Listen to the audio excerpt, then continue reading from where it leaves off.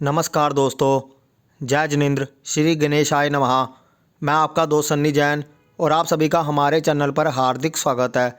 Video शुरू करने से पहले आप सभी से गुजारिश है, कृपया हमारे चैनल को सब्सक्राइब अवश्य कीजिए और बेल आइकन को ज़रूर दबा लीजिए ताकि नई नई वीडियो बनाने का प्रोत्साहन मिलता रहे। दोस्तों, आज का विषय शुरू करते हैं। आज का विषय है मकान बनाना किसके लिए अशुभ है या अशुभ। इस विषय पर लाल किताब के माध्यम से आज हम यहाँ पर चर्चा करेंगे। आपको शायद ये जानकर आश्चर्य होगा कि लाल किताब का वास्तुशास्त्र से क्या संबंध है। आश्चर्य इसलिए होगा कि लाल किताब के सभी संस्करणों में से किसी में भी वास्तु शब्द का प्रयोग नहीं किया गया। इसका कारण ये है कि लाल किताब के अनुसार रहने का मकान तथा मकान से संबंधित दुख सुख के लिए कोई ऐसे सिद्धांत नहीं बनाए जा सकते जो सभी के लिए लागू हो सकते हों। लाल किताब में हर एक व्यक्ति के लिए यानी एक परिवार का जो मुखिया है, जो परिवार के सभी फैसले करता है, उसकी कुंडली के अनुसार या उसकी ग्रहों के अनुसार ही एक मकान बनाया जा सकता है तथा उसका सुख दुख या उसका नुकसान जिस तरह का भी फल हो, लाल किताब में इस बात पर जोर दिया गया है। इससे साफ जाहिर है कि हर व्यक्ति के लिए वास्तु को उसकी कुंडली के अनुसार काम में लाया जा सकता है। इसमें वास्तुशास्त्र के ऐसे असूल नहीं बनाए गए जो कहीं पे भी या किसी भी व्यक्ति के लिए काम में आ सकें। लाल किताब का ज्योतिष से पूरी तरह संबंध है। ज्योतिष से मेरा मतलब मुहूर्त या कोई शुभ अवसर से नहीं है, बल्कि ग्रहों का विशेष भावों में होना ही इस बात का फैसला करता है कि एक व्यक्ति के लिए मकान कितना शुभ रहेगा। इस संबंध में शुभ या अशुभ रहने से पहले भी ये देखना बहुत ज़रूरी है कि एक व्यक्ति को मकान बनाना चाहिए या नहीं। देखने में आया है कि कई बार बहुत लोगों के लिए मकान बनाने के बाद किसी न किसी रूप में कष्ट का समय आता है और बहुत लोगों का भाग्य जैसे मकान बनने के बाद जाग उठता है। इस बात को जानने के लिए लाल किताब में कुंडली के अनुसार वर्ष फल या गोचर फल के अनुसार नहीं, अपितु केवल जन्म कुंडली के अनुसार शनि जिस भाव में बैठा है उसके अनुसार ये बताया गया है कि वे व्यक्ति के लिए मकान शुभ होगा या अशुभ होगा। आज इस वीडियो के माध्यम से हम शनि का 12 भावों के अनुसार ये जानने का प्रयास करेंगे कि मकान बनाना किसके लिए शुभ है या किसके लिए अशुभ है। तो दोस्तों, वीडियो को आगे शुरू करते हैं और बताते हैं कि शनि का 12 भावों के अनुसार फल। दोस्तों, अब बात करते हैं शनि की स्थिति अनुसार मकान कुंडली का फल। जन्म कुंडली में शनि यदि पहले भाव में स्थित हो तो कुंडली वाला अगर मकान बनाए तो ये काग रेखा जैसा फल होगा। काग रेखा से मतलब ये है कि जब शनि बहुत अच्छा ना हो, जब शनि बुरे प्रभाव में हो तो कोए की खाक के जैसा माना जाता है, जिस कारण आदमी तो करसना पड़ता है, वे व्यक्ति को निर्धन तक कर देता है और सब तरफ बर्बादी होती है। यहाँ पर एक बात का ध्यान रखना चाहिए कि जब कुंडली का 7वां और 10वां भाव खाली हो और शनि अच्छी हालात में हो तब उस हालत में मकान का फल खराब नहीं होता है। यहाँ पहले भाव में शनि होने से मकान बनाने के बुरे फल का तात्पर्य ये है कि लाल किताब के अनुसार पहले घर का जो कारक है या मालिक है वो सूर्य है। सूर्य और शनि आपस में शत्रु हैं और लाल किताब में मकान का कारक शनि है। इसलिए जब पहले भाव में शनि पूरी तरह मकान बनने पर स्थापित हो जाता है तो उसका सूर्य के साथ टकराव शुरू हो जाता है, जिसके फलस्वरूप शनि और सूर्य दोनों का फल बहुत हद तक खराब हो जाएगा और आदमी के लिए उस मकान का फल कभी भी अच्छा नहीं होगा। दोस्तों, अब बात करते हैं जब शनि देव दूसरे घर में होते हैं। जब दूसरे घर में शनि बैठा हो तो ऐसी हालत में मकान जब और जैसा बने उसे बनने देना चाहिए। ये मकान मुबारक फल देगा यानी अच्छा फल देगा। इसका कारण ये है कि दूसरे भाव का कारक बृहस्पति है, बृहस्पति यानी जुपिटर है और दूसरे भाव में काल पुरुष कुंडली के अनुसार वृषभ राशि आती है। बृहस्पति और वृषभ राशि के मालिक शुक्र का शनि के साथ बहुत अच्छा संबंध है और दूसरा भाव हमारे कुटुंब का घर भी कहा जाता है। इसलिए दूसरे घर में शनि होने से मकान बनाने से पूरे कुटुंब के लिए अच्छा फल यहाँ पर देखने को मिलता है और आदमी अपने जीवन में सुखी रहता है तथा उसे किसी भी प्रकार का कष्ट नहीं होता। दोस्तों अब बात करते हैं तीसरे घर में जब शनि होता है।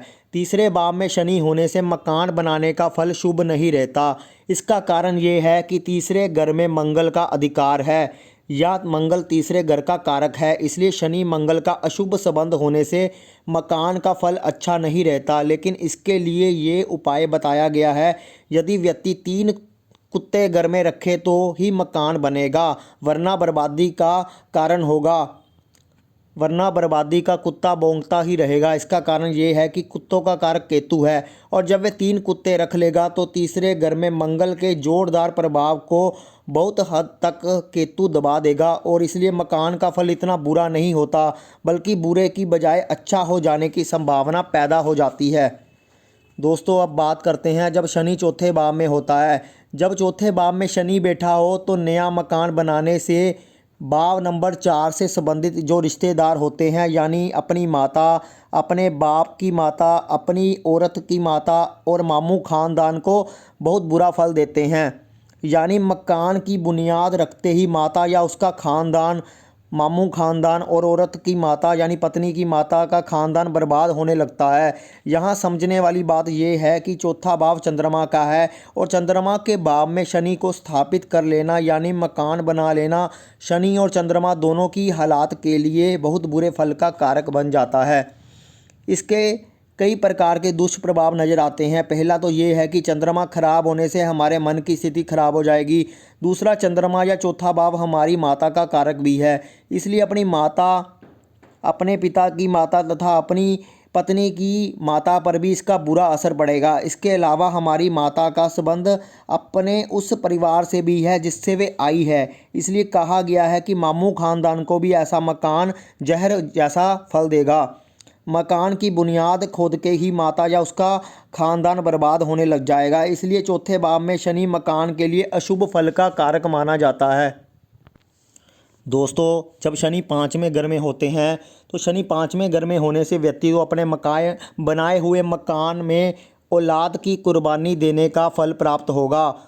औलाद की कुर्बानी का मतलब है कि औलाद को मंदा असर देगा। औलाद के बनाए हुए मकान टेवे वाले के लिए शुभ फल देंगे। अगर खुद ही मकान बनाना जरूरी हो तो ऐसी हालात में शनि की जानदार चीज़ें जैसे भैंस वगैरह दान देने से या जिंदा छोड़ने के बाद ही मकान की बुनियाद रखे तो शनि का औलाद पर मंदा असर ना होगा। फिर भी अगर हो सके तो 47 साल उम्र के बाद मकान बनाने से उसका कोई बुरा फल नहीं मिलेगा, इसलिए 47 या 48 साल के बाद ही मकान बनाना चाहिए।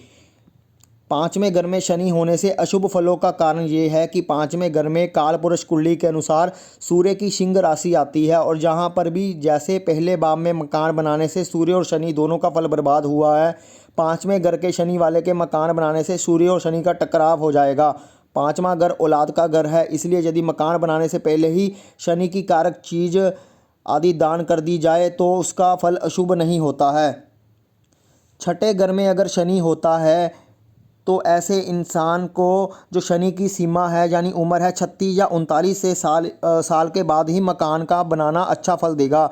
यदि ऐसा ना हो तो अपनी लड़कियों के रिश्तेदारों को ये तबाह कर देता है। इसका कारण ये है कि वास्तव में 6ठा घर बुध का है। बेशक बुध और शनि का आपस में कोई वैर नहीं है, किंतु 6ठे भाव का कारक केतु भी है और कारक होते हुए भी केतु 6ठे घर में नीच का होता है, इसलिए यहाँ पर जो शनि की आयु है 36 से 39 साल वे ख़त्म हो जाती है और फिर 6ठे घर में शनि का स्थापित होकर यानी मकान बनाना इतना शुभ फल नहीं देता, उस फल को कम कर देता है।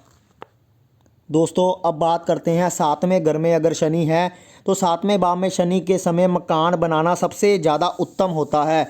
शनि यदि 7वें भाव में हो तो नए बनाए मकान खुद ब खुद मिलेंगे और सब मुबारक फल देंगे यानी सब अच्छे फल देंगे। इसका कारण ये है कि 7वें घर में काल पुरुष कुंडली के अनुसार तुला राशि आती है और यहाँ पर शनि उच्च का होता है और शनि ही मकान का कारक है। यदि हम शनि की इस शुभता को मकान से जोड़कर देखें तो यहाँ पर शनि बहुत ही शुभ फल देगा। अगर किसी कारण से या हमारे ही गलत कार्य से शनि का फल खराब होने लगे तो मकान बिकने लग जाते हैं और सबसे पुराने मकान की दहलीज को कायम रखना सब कुछ वापस दिलवा देता है। दोस्तों 8वें घर में शनि का होना मकान के लिए शुभ नहीं होता है। मकान बनना शुरू हो तो बहुत सारी मौतें होने लग जाती हैं। शनि अब राहु केतु की हालात पर अच्छा या बुरा असर देगा। इसका कारण ये है कि 8वां घर मौत का घर है और यहाँ बैठा हुआ शनि वास्तव में मकान के संबंध में मौत का ही कारक समझा जाता है। काल पुरुष कुंडली के अनुसार वैसे भी 8वें घर में मंगल की वृश्चिक राशि आती है, जो शनि को किसी भी तरह से शुभ होने के लिए सहायता नहीं देती। इसलिए 8वें घर में शनि होने पर मकान बनाना अच्छा असर नहीं देता। दोस्तों, अगर 9वें घर में शनि है, किसी के 9th हाउस में अगर शनि है तो ये शुभ माना जाता है।